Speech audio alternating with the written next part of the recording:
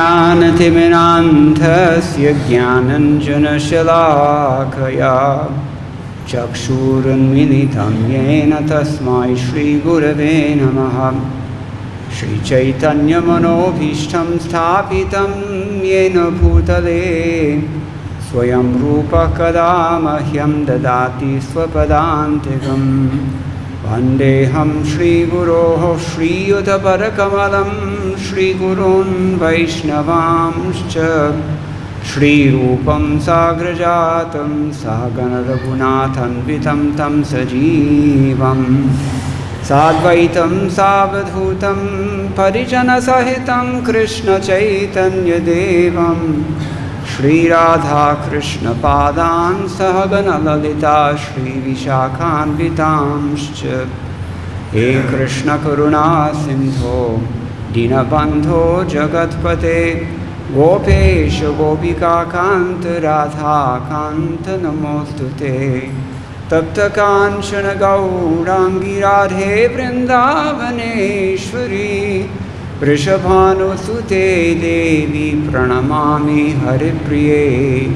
वाञ्छाकल्पतरुभ्यश्च कृपा सिन्धुभ्यैव च पतितानां पावनेभ्यो वैष्णवेभ्यो नमो नमः। जय श्री कृष्ण चैतन्य प्रभु नित्यानंद श्री अद्वैत गदाधर श्रीवासादि गौर भक्तवृंद। हरे Krishna Krishna Krishna Hare Hare Hare Ram Ram Ram Hare Hare. āvṛtaṁ jñānametena jñānino nitya-vairiṇā kāma-rūpeṇa kaunteya duṣpūreṇānalena ca āvṛtaṁ covered, jñānam pure consciousness, etena by this, jñāninaḥ of the knower, nitya-vairiṇā by the eternal enemy, kāma-rūpeṇa in the form of lust, kaunteya, O son of Kuntī, duṣpūreṇa never to be satisfied, analena by the fire, cha also. Translation: thus the wise living entity's pure consciousness becomes covered by his eternal enemy in the form of lust, which is never satisfied and which burns like fire. Please repeat. Thus the wise living entity's pure consciousness becomes covered by his eternal enemy in the form of lust, which is never satisfied and which burns like fire. Purport by His Divine Grace A.C. Bhaktivedanta Swami Srila Prabhupada Ki Jai. It is said in the Manu-smṛti that lust cannot be satisfied by any amount of sense enjoyment, just as fire is never extinguished by a constant supply of fuel. In the material world, the center of all activities is sex, and thus this material world is called maithunya-āgāra, or the shackles of sex life. In the ordinary prison house, criminals are kept within bars. Similarly, the criminals who are disobedient to the laws of the Lord are shackled by sex life. Advancement of material civilization on the basis of sense gratification means increasing the duration of the material existence of a living entity. Therefore, this lust is the symbol of ignorance by which the living entity is kept within the material world. While one enjoys sense gratification, it may be that there is some feeling of happiness, but actually that so-called feeling of happiness is the ultimate enemy of the sense enjoyer. Madgavira pigopala swikuryat kripaya yadi tadaiva sampayaha pitva hrishayustat priyajanaha. The wise man's knowledge of his natural awareness or jñān regarding the self is covered by his enemy acting as lust. And Ramanujacharya, in his commentary on Bhagavad-Gita, Gita Bhashya, he gives two reasons for this. One is that this lust remains insatiable because it is vishaya vyamoha janana. It generates bewilderment through sense gratification. Anyone who has ever deliberately indulged in sense gratification, you've experienced. It produces bewilderment. And that cannot be satisfying. And the second reason that this lust is duṣpūreṇa, according to Ramanujacharya, is duṣpūreṇa purtyanartha vishayena analena. That is to say that it's not really worth fulfilling these desires for sense gratification. It's all for naught. And in that way also, it remains unfulfillable, we can say. Duṣpūreṇa, you can't, it's insatiable, you can't satisfy it. Madhvacharya says that even immediate knowledge of God, that is to say, knowledge that you've heard from your spiritual master, if it's acquired by Shastra, it still cannot shine from your person or within your heart, as long as it is encrusted by kama, lust. Even in the case of jñānis, the person that we're talking about in this verse is jñāninaḥ, of the jñāni. It doesn't say of the ordinary person. It doesn't even say of those who have a little bit of jñān. It means a jñāni, a wise man, someone who knows all the shastras. And so then what to speak of those of us who don't really know much of anything? Those of us who maybe we've heard something from the spiritual master and maybe we're trying to repeat what we've heard without the adequate realization. What to speak of ourselves? So we can become bewildered, this is the point. And for this reason, Srila Prabhupada always prodded his disciples, read these books every day. The books are not just for selling, they're not just for distributing to others. They're for reading, for our own edification, because it's surprising how quickly we can be covered over by our desires.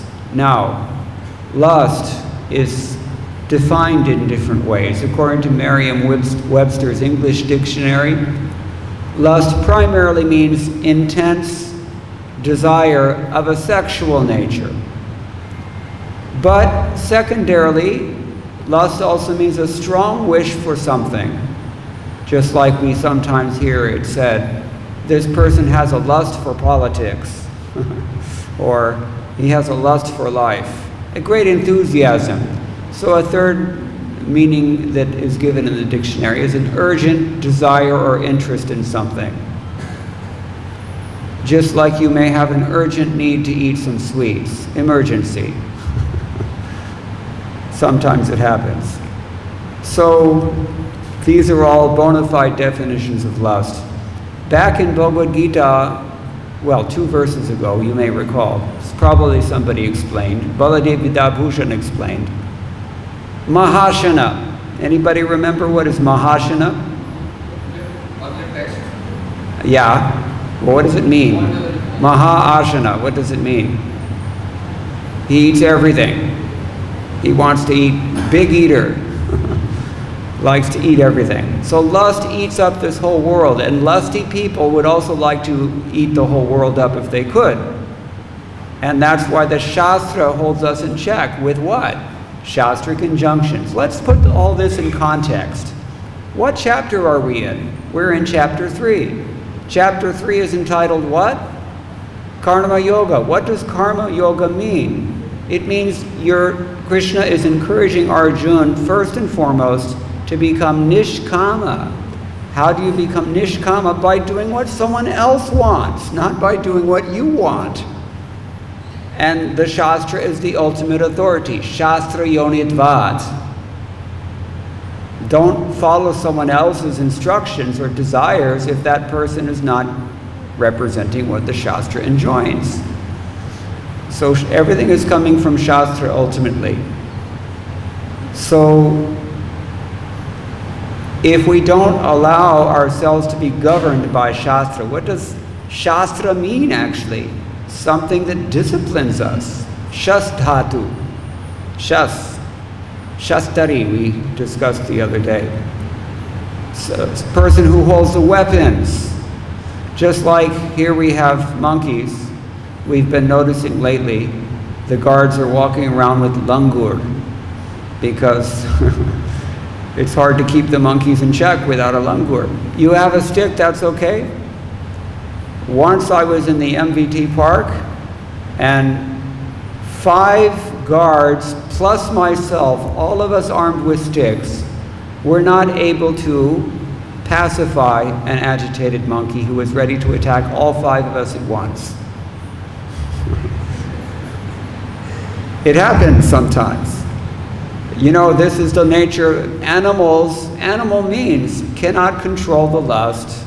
I saw this yesterday, as a matter of fact, on top of another apartment holder's flat. On the roof, there were maybe a dozen monkeys all fighting at once, and one monkey was growling at the monkey on the other roof.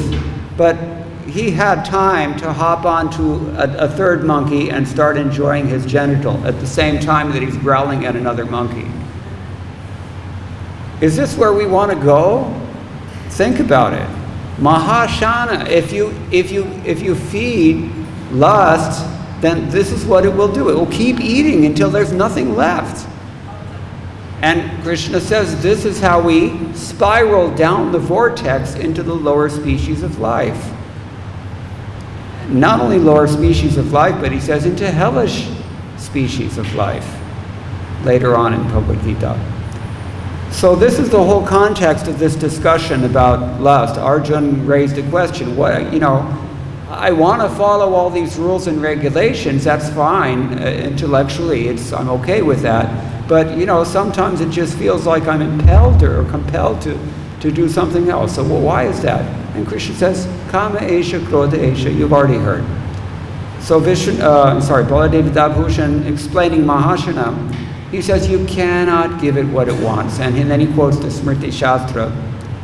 If all that is available on the earth in the form of food and money and cars and women and everything is not enough for one person, then you should think about this and try to go about with a peaceful mind. Iti madva shamam vrajet. He's quoting from Mahabharata, Anushāsana Parva, chapter 13. You might have heard that the other day. So, monkeys. We're talking about monkeys. The mind is a monkey. And unless you live in Vrindavan, it's not so easy to understand or appreciate just what is the character of a monkey. But when you live here, you understand very clearly what is the character of a monkey.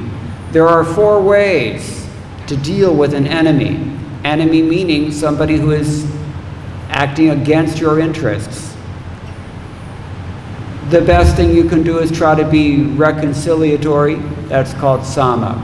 You try to pacify the person with all reasonable civil arguments.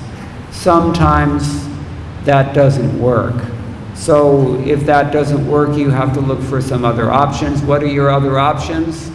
Dana. You can bribe the person. This is what we do in India, isn't it? And everybody knows.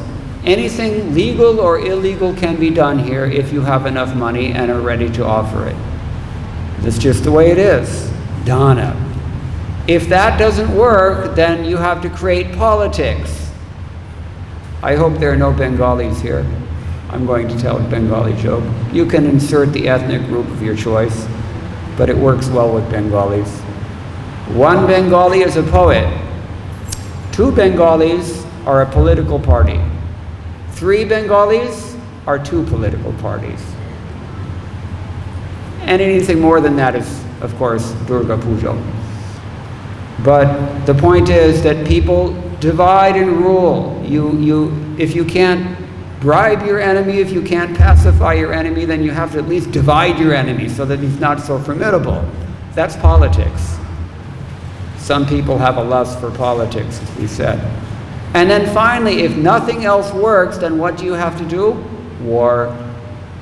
Danda. And this is the point about monkeys. And we've already mentioned, sometimes even a danda doesn't work. Even you have to get the langur only, because he can rip those little guys to shreds. So this is how the mind has to be dealt with. Never ever trust the mind, we're told in the 5th canto. Never leave it for a second. Do not leave it unsupervised. Do not trust it. Do not try to cajole it or try to bribe it or convince it. It will not work. The mind is contaminated with lust. We were describing the definitions of lust. Sexual, that is obvious. The whole world, Prabhupada says, is going around on the basis of that. Strong impulse, very difficult to control also. But anything you want, and people want so many things, desires in general. This is kama also. In Sanskrit, it's not such a hard and fast distinction made. Any kind of desire, it's ultimately lust, but there are many different kinds of desires. Even in English, the word lust doesn't always just mean sexual. So this is what Baladevi Dabhushan had said about the nature of lust, which is all-devouring, sinful enemy of the soul. Why enemy? This is the theme of the commentators on today's verse.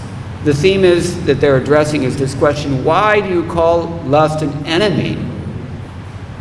So we should listen carefully now. Madhvacharya is telling us, even if you have gyan that you have heard, and maybe not realized, but you faithfully heard, you're a bona fide kanishta adhikari, or even a madhyama adhikari. You've heard from your spiritual master, and you may not have fully realized, but you have faith. Even then you can be bewildered by lust, by desire that captivates the intelligence. The enemy is already sitting in strategic locations within our mind-body complex. In the intelligence, in the senses, like this. So kāma-rūpa means, why is it an eternal foe? Nitya-vairiṇā. One reason is that it's insatiable. What is the word here used for insatiable? āvṛtaṁ jñānam etena, jñānino nitya-vairiṇā. What else? kāma-rūpeṇa, kaunteya, duṣpūreṇā, analena cha. 2 words are used actually, duṣpūra and anala. Analam. What does anala mean? आमतौर पर आग को बोलते हैं, या अग्नि. But another Sanskrit word is anala. What does analam mean actually? An-alam. Alam means enough, coffee. Analam means it's not enough. Duṣpūreṇa analena cha. No matter how much you give it, it's not enough because it cannot be fulfilled. Duṣpūra. Duṣpūra, you can say, means it's difficult to fulfill, but actually the fact of the matter, according to what we've already heard from Ramanujacharya and also from Madhvacharya, it cannot be fulfilled. So this is an important thing. Even if you get the post of Indra, what happens then? then you start thinking about, if only I was Lord Brahma. And Brahma is thinking, if only this Krishna, he's causing problems. If we can get rid of him. This is the problem. We would be prepared to eat up even Krishna. So then, Madhvacharya quotes a very nice verse from the Smriti Shastras. He says, Jnānasya brahmanascha-agner dhumo buddhir malam tatha ādarshayasya jīvasya garbhasyalbohi kāmakaha. We heard this in yesterday's verse. There are 3 kinds of different levels of covering, no? So dust covering a mirror, Srila Prabhupada has also explained this. That's like the person in Sattva Guna. He's a conditioned soul, but he's relatively civil, and he's got knowledge to some degree. Like dust covering a mirror. You can still see that there's a reflection. Sometimes a mirror becomes so covered with dust after many years or decades, you don't even know it's a mirror. You think it's some kind of big board. It's so covered with glass, it's not even recognizable as such. That can happen. That's the next level. Dhumo buddhir malam tatha. As the smoke is covering the fire of intelligence. The fire, when the fire of lust is burning, the fire of intelligence cannot shine. This is the point of Madhvacharya's commentary. Na prakachate. So, ādarshayasya jīvasya garbhasyalbohi kāmakaha. And when we're overwhelmed by lust, then it's like an embryo within the womb, thoroughly covered, no scope of communicating or perceiving the outside world at all. Kama. So, modes of goodness, modes of passion, modes of ignorance are like this, successive layers of covering. So, Sridhar Swami has also given us commentary.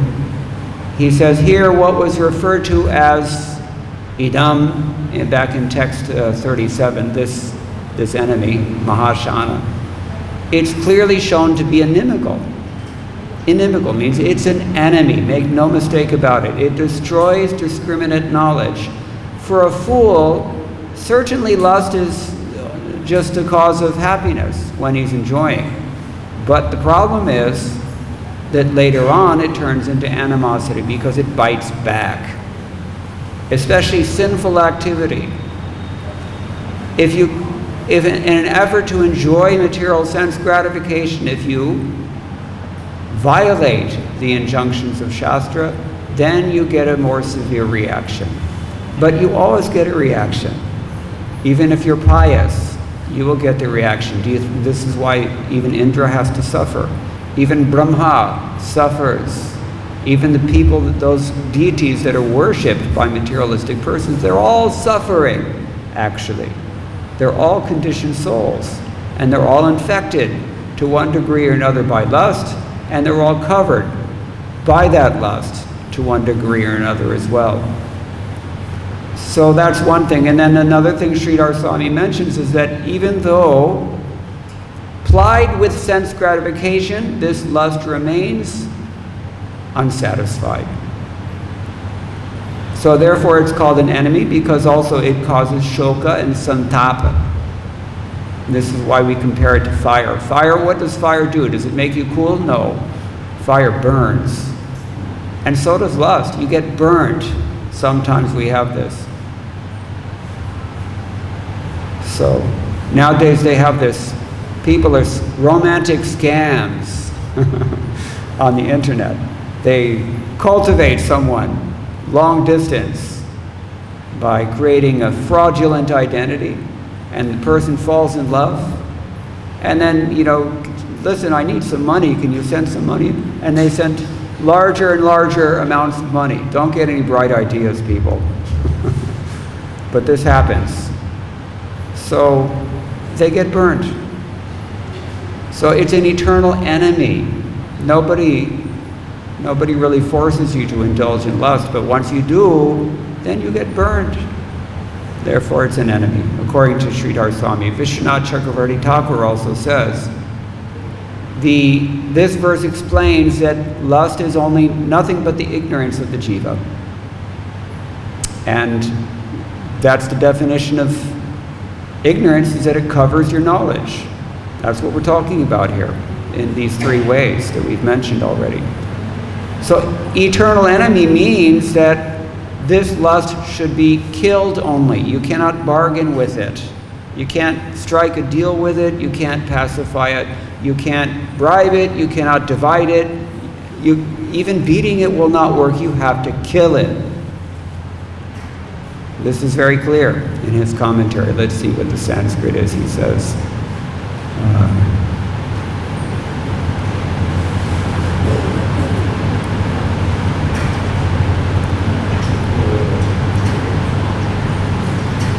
anyway, Baladev Vidyabhushan says much the same. Well, first of all, Vishwanath Chakravarti Thakur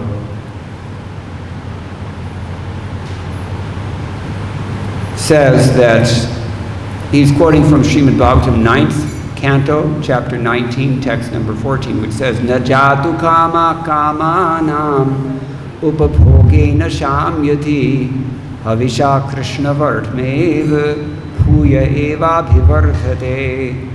As supplying butter to the fire does not diminish the fire, but instead increases it more and more, the endeavor to stop lusty desires by continual enjoyment can never be successful. Enough said. Baladev Vidyabhushan quotes exactly the same verse. He was, after all, trained by Vishwanath Chakravarti Thakur, so he's representing his Guru Janas quite well.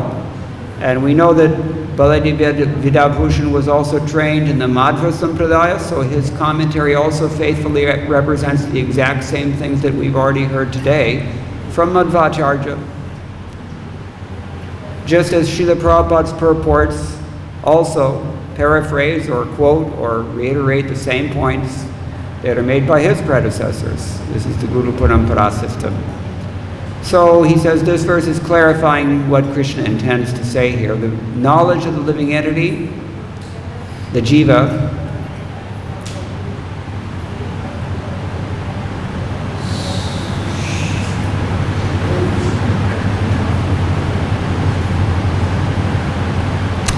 knowledge of the living entity, who is called Jnani.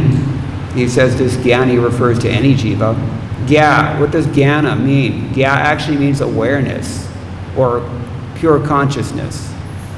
So everybody has jnana. If you're sentient, if you're awake, if you're conscious, you can be called a jnani in a very general sense. So apparently that's how he's taking it. But this knowledge of the jiva is covered by its eternal enemy, nitya-vairiṇā. Vair. Somebody who's envious, actually, is what it means, in the form of lust, kāma-rūpeṇa. For the ignorant person, kama is a friend because it gives happiness at the time of enjoying sense objects. This is how the politicians exploit stupid people. And we see worldwide this is what they do.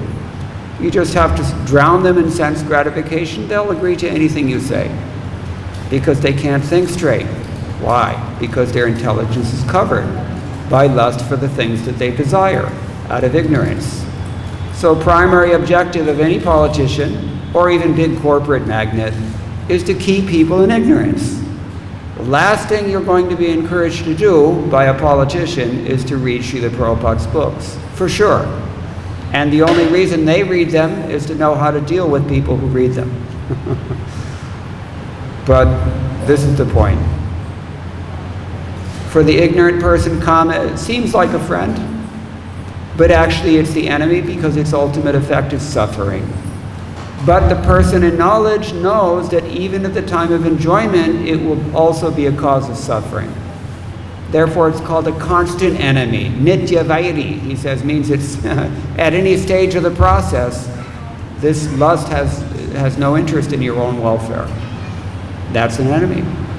Somebody who has no interest in your welfare and is working against it constantly, that person can be called a nitya-vairiṇā. Lust is like that. You have to control your own. Nobody else can do it for you, and nothing will happen until you do. In terms of advancement in spiritual life. So that's why the acharyas are emphasizing here This is an enemy. Make no mistake about it. This lust is not your friend. Therefore, this means, Baldevidabhushan reiterates, that by all means it should be destroyed. He says the same thing as Vishwanath Chakravarti Thakur. Tasmat sarvatha hantavya iti bhava. Tasmat sarvatha hantavya iti bhava. The idea here is that in every way, all times, in all circumstances, this thing should simply be killed. Hanta. Hanyate. That doesn't mean you should harm it, or you should discipline it, or imprison it. Kill it. Very unmistakable. Okay, so the person in knowledge knows that even at the time of enjoyment, this thing will become his enemy. It's always his enemy, rather. Therefore, by all means, it should be killed. Moreover, it's unsatiable, like fire. Just as it's impossible to satisfy a fire with ghee, what to speak of gasoline or any other fuel. Kama cannot be satisfied even by enjoyment. And then he quotes the same verse. So the conclusion is that kama is our eternal enemy. Now, in this regard, I don't know about you people, but I found it very enlivening what we heard this morning from His Holiness Radharaman Swami Maharaj. So much so that I'm going to reiterate this section of the Bhagavatam, 10, 20, 37, and 8. The fish swimming in an increasingly shallow water don't understand that that water is diminishing. In a puddle, he said lakes this morning, but the word is actually puddle. After the rainy season, which we're still awaiting, the puddles are everywhere, and sometimes you see little tiny, tiny frogs in the MVT. The whole place roars at night with the collective shouting of so many frogs, inviting the snake of death. And they don't realize that some of them are trapped in these little puddles that are going to dry up when the sun comes out. And they don't realize that in exactly the same way that so many people in this world set up their little puddles very comfortably, and they don't see that the season is changing and this puddle is definitely going to dry up. And hey, did you notice it's getting hot in here? Global warming. This is the next verse. Just as a miserly, poverty-stricken person overly absorbed in family life suffers because he can't control his senses, the fish swimming in the shallow water have to suffer the heat of the autumn sun. As a puddle is drying up, it's also heating up because the water is getting less and less and the sun is getting more and more. It is such an apt analogy for our own condition right now in 2022. Even without global warming, which I think we're all feeling, what was it last week? 49, I think, degrees. Even if it weren't for that, still this world, it just seems like it's becoming increasingly uncomfortable for many reasons, reasons. Mostly stemming from this mahashana nitya-vairiṇā, the eternal enemy of lust. So we're like that. We're in a shrinking pond, and we don't recognize that we've only got a limited time to do something about it, and it's going to get increasingly more and more uncomfortable, so that much we simply have to tolerate. Matra sparshastru kaunteya shitoshna sukha dukkada agama paino nityastan statikshasva bharata. This is exactly what Krishna is telling Arjuna elsewhere in the Gita. And 4 things he mentioned in particular that make it really difficult if you're a householder. Daridrata, you don't have money. Kripana, because you're associated with the energy of enjoying and the goal of enjoying, you become very small-minded and miserly. Kutumba, you've got a big family to support, it's a problem.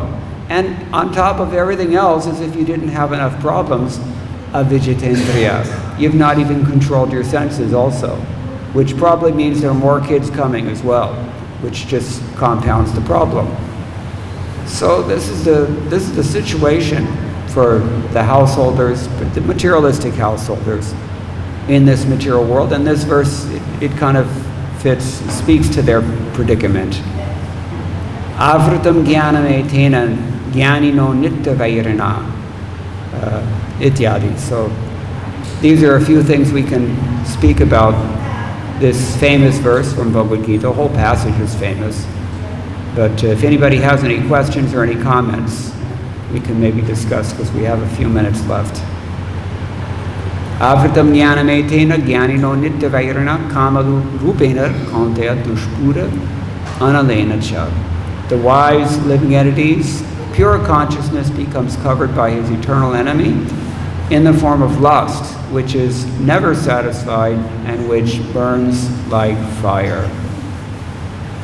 Any questions? Yes, Prabhuji?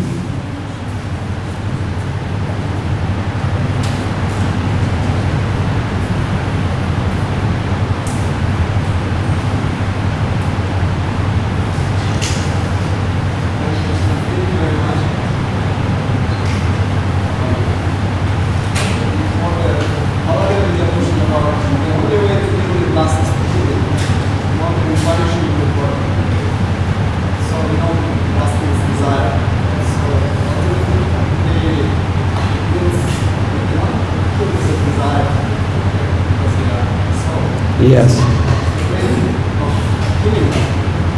Okay, I think you're asking that we can't pacify or bribe or, weaken or in any way deal with lust other than killing it. So, but at the same time, our desires are natural to us. We can't repress them either.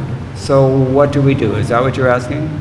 Very good question. This is why I mentioned that we have to take this instruction here at the end of chapter 3 in the entire context of chapter 3, in which Krishna is trying to convince Arjuna to do what? What is he trying to convince Arjuna to do? Fight. And why fight? Because that happens to be Arjuna's dharma, swadharma. I mean, actually, Krishna's ultimately going to take it to a higher level by pointing out that the active ingredient of your swadharma, so to speak, is pure bhakti, surrender. But at this stage of the conversation, he's just trying to get Arjuna to perform his duty. And Arjuna's specific duty is to fight as a kshatriya. Every one of us has a particular duty to perform. A housewife has something she has to do. Prabhupada gives the example. Apropos example at this time of the year. She has to cook in the kitchen, even though it's the hottest part of the year. And similarly, a person in the month of Magh also has to go and bathe in the river. Nowadays, that's largely been obviated because we have water piped into the apartments. But the point is that you have to do your duty. Prahlad Maharaj says elsewhere in the Bhagavatam, you can conquer over desires for sense gratification by disciplining your senses very strictly. And on what basis do you discipline your senses? Well, Krishna says in the end of chapter 3, Tasmat shastram pramanam te karya vivasthitau. You should decide what you're going to do and what you're not going to do based on what the Shastra enjoins. And if the Shastra enjoins to do this, then you don't do that, you do this. So it's very straightforward and it's very easy, but because our desires are stronger, therefore the desires kind of push the intelligence out of the way momentarily, and we begin to rationalize and reinterpret and misinterpret and just outright ignore the things that we don't like to hear. That's the problem. And that's why Krishna's special mercy incarnation comes in the form of the bona fide spiritual master, because you can't do that with him. In the temple, Krishna will always be smiling and playing a flute. No matter what nonsense you do, he's still smiling. But the spiritual master is going to call you a nonsense, more often than not, because it's his duty. Spare the rod, spoil the child, as they say in English. So the short answer to your question is that we control our senses by engaging our desires in accordance with the injunctions of Shastra under the guidance of the bona fide spiritual master. And that fits right in the general mood of this chapter in which Krishna is emphasizing this point. Let me just read something that's very significant here in this chapter also, that hopefully should make this very clear. I just read this last night. I'm going to just look at text 16, wherein Krishna says, "My dear Arjun, one who does not follow in human life the cycle of sacrifice thus established by the Vedas," he's talking about dharma, "certainly leads a life full of sin. Living only for the satisfaction of the senses, such a person lives in vain." And Srila Prabhupada has given us a very fine purport here. He says, "The mammonist philosophy of work very hard and enjoy sense gratification is condemned herein by the Lord. Therefore, for those who want to enjoy this material world, the above-mentioned cycle of performing yajñas is absolutely necessary. One who does not follow such regulations is living a very risky life, being condemned more and more. By nature's law, this human form is specifically meant for self-realization in either of three ways." So you have three bona fide options. Listen to them. Karma yoga, jnana yoga, or bhakti-yoga. There's no necessity of rigidly following the performances of the yajñas for the transcendentalists, who are above vice and virtue. But those who are engaged in sense gratification require purification by the above-mentioned cycle of yajña performances. There are different kinds of activities. Those who are not Krishna conscious are certainly engaged in sensory consciousness. Therefore, they need to execute pious work. The yajña system is planned in such a way that sensory conscious persons may satisfy their desires without becoming entangled in the reaction. The prosperity of the world depends not on our own efforts, but on the background arrangement of the Supreme Lord, directly carried out by the demigods. You're acting in harmony with this cosmic plan if you engage in your prescribed duties. And you're causing problems if you don't. That's the take-home message here. Indirectly, it is the practice of Krishna consciousness, because when one masters the performance of yajñas, one is sure to become Krishna conscious. But if by performing yajñas one does not become Krishna conscious, such principles are counted only as moral codes. One should not therefore limit his progress only to the point of moral codes, but should transcend them to attain Krishna consciousness. So the point is that at this stage of the discussion, chapter 3, the emphasis is on karma yoga and attaining a nishkama bhava by performing your own prescribed duty without attempting someone else's prescribed duty or ignoring your own. And that purifies the heart such that when we hear from the spiritual master, we actually can assimilate properly without twisting and twangling it into something else. Is that okay? Long answer for a simple question. Anyone else have any? Yes? I was just thinking some other development which is what you just discussed, and in the Christian tradition it also asks us to restrict from the pleasures of the flesh. But in Islam, you are promised 72 virgins in heaven, and that is the religion that's expanding fast in the world. Not surprising, is it? Well, I'm not in a position to comment on, I'm not an Islamic scholar for one thing, but these days it can cause a lot of riots if you criticize Islam. So, the point is that there's the same essential process of becoming selfless and surrendering to God is found in every society, every country, practically speaking, in the world except for the Far East. Even in Japan, they have some notion like demigods, but not above that. The poor Chinese just seem to lose out all the time. Moksha sha mokha karmano mokha jnana vicheta sahadaksha simasurim chaiva ityadi. But for the most part, people and everyone in the world has some idea of God, and there's some scriptures that are meant for them. And obviously you can only give a person what they're ready to handle. It's described as shraddhatane, what is that? Vimukepya shrinvati yashchopadesha shivanam aparathaha. In the Padma Purana, if you try to give instructions that are over the adhikar level of an audience, then they're going to become offensive. And you're just watering offenses, which is not good also. So these different scriptures, according to time, place, and circumstance, and these different prophets and messiahs and whatnot, they're giving according to what people in their locale and in that time can handle. And it will purify them if they're acting in good faith. But a lot of the time what we see is that the whole tradition can become contaminated as well. And I would expect that there's a lot of interpolation there. Like this 72 versions idea, for one thing. My God. It's really just gross. Pardon me for saying it so bluntly, but